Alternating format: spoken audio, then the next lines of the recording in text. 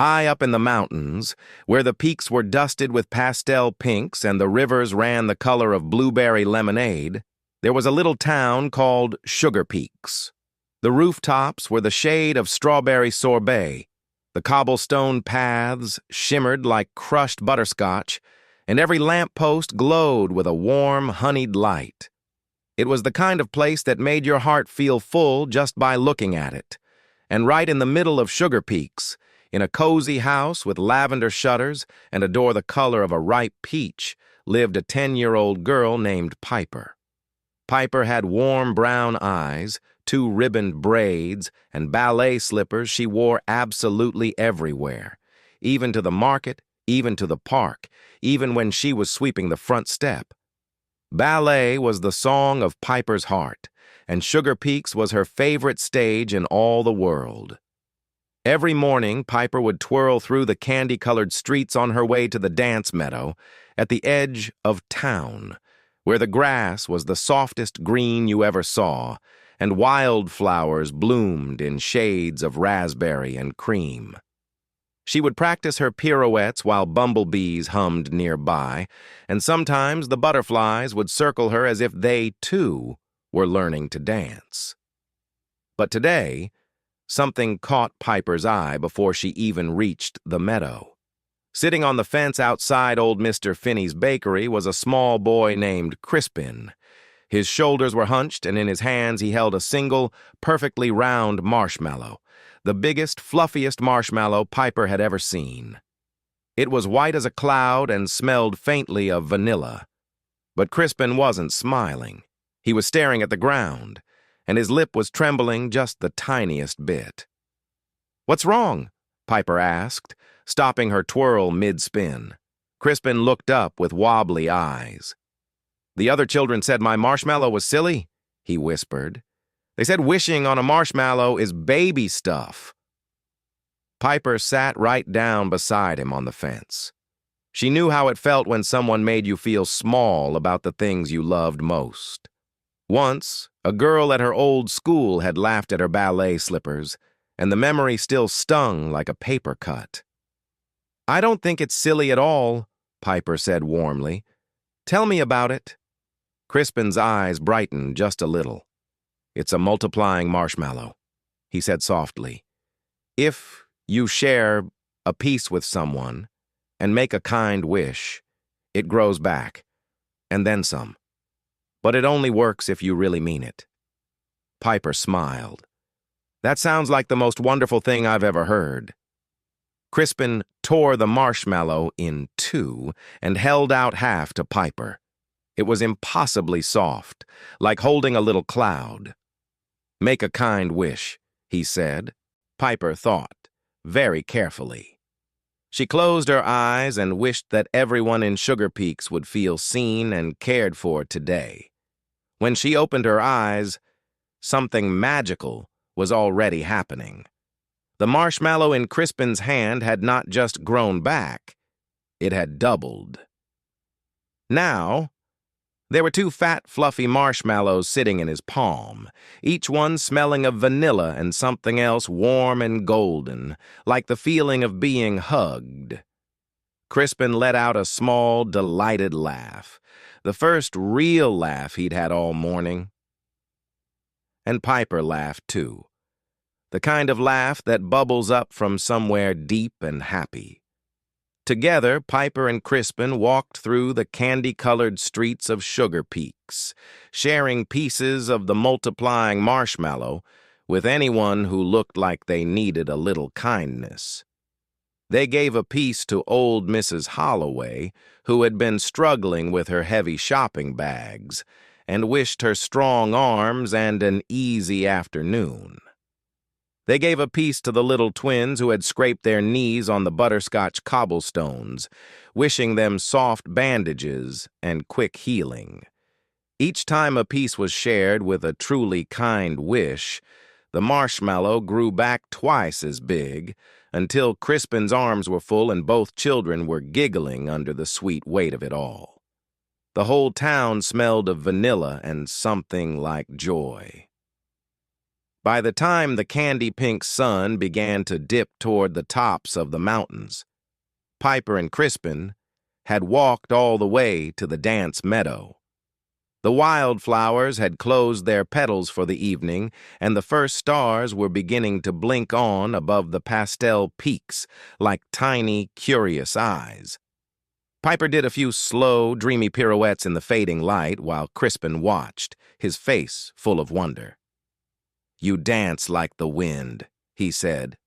Piper curtsied. "And you give kindness like sunshine," she replied. They sat down in the soft grass together, sharing the very last piece of the marshmallow between them, and wished each other the most beautiful dreams. And at that exact moment, something wonderful happened. A sound drifted down from the old silver birch tree at the edge of the meadow. A soft, round sound, like velvet and moonlight wrapped together. "Whew!" Piper looked up and gasped. Perched on the lowest branch with feathers the color of cream and moonbeam was the most magnificent owl she had ever seen. Its eyes were large and gentle, the deep amber of autumn honey, and they blinked at Piper with a slow, wise kindness. Around its neck hung a tiny wreath of dried lavender flowers. "That," whispered Crispin with wide eyes, "is Lumina, the dream-keeper owl. My grandmother told me about her. She watches over children while they sleep and keeps the bad dreams far, far away." Lumina ruffled her feathers and glided silently from the branch, landing on the soft grass just a few feet in front of Piper. She tilted her round head to one side, then the other, as if she were reading something written in the kindness of Piper's heart. Then, very softly, she hooted again, a sound that felt like a lullaby, like warm blankets, like the feeling of your head sinking into a pillow after a very long and wonderful day. Piper felt something loosen in her chest, like a bow being untied from a very tight knot. She felt safe in a way she hadn't known she needed to feel. "She's choosing you," Crispin breathed. "Dream, keeper owls, choose children who treat others the way they'd like to be treated themselves. She'll watch over your sleep tonight, Piper. Maybe for many nights." Piper looked into Lumina's amber eyes, and the owl looked back, with all the calm patience of someone who had watched 1,000 moons rise and set. Piper thought about the morning, about sitting beside Crispin when he was sad, about sharing kind wishes all through the candy-colored streets. She hadn't done any of it to earn something. She'd done it simply because it was right. And somehow that made the gift feel even more wonderful. Crispin headed home as the lavender sky deepened to a soft violet, waving goodbye with the very last crumb of marshmallow still sweet on his fingers. Piper walked slowly back through the town of Sugarpeaks, and now it seemed even more magical than usual. The lampposts glowed their honeyed glow, the strawberry sorbet rooftops were painted purple by the dusk, and every window she passed showed warm golden light and the shapes of families settling in for the night.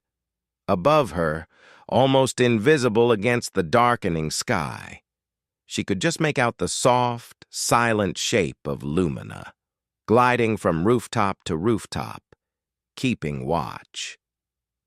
When Piper finally reached her cozy house with the lavender shutters and the peach-colored door, her mother was waiting with warm milk and a blanket that smelled of chamomile.